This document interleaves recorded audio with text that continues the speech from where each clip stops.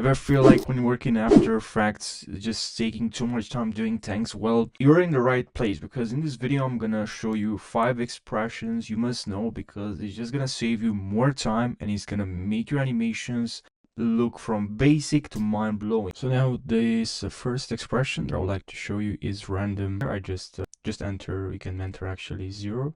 I'll go with 0 and 10, okay? And this makes the opacity flicker randomly, mimicking the unpredictable behavior of a flickering neon sign. And what I like about this, now let's say there's a scenario you like to animate a neon sign that flickers on and off. Guess what? You can actually use this expression. And if you want to flicker at a low rate, just to give it a more vintage vibe. And here we have this shape, but you can add any shape you want, your logo, whatever. No. And now with this posterized time, I enter here 5, this will force the opacity to update only 5 times per second. Another expression that's very, very helpful. So now what about the wiggle expression? Make sure you click on here, hold Option and click on position. And then what if you want to animate a scene where the camera needs to shake as if there's an earthquake or explosion? Well, you're gonna have to use the wiggle expression, and which will stimulate the shake dynamically without keyframes, which is such a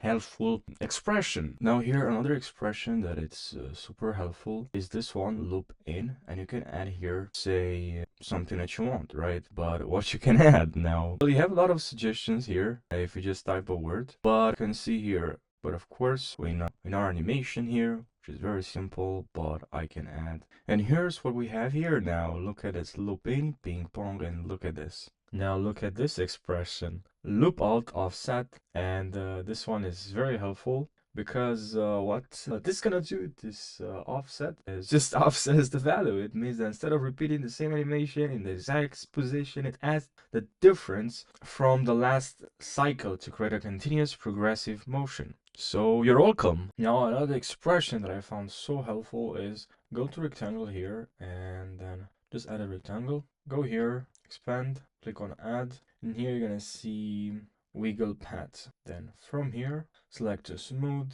size and then wiggle second 0.6, and the size, I'm going to increase this quite a lot, and the detail is about 8.5. It's already up to you also. And then I really like this expression. You can wiggle, and also I have options for options and settings for the wiggle expression. So yeah, pretty helpful, and thanks for watching.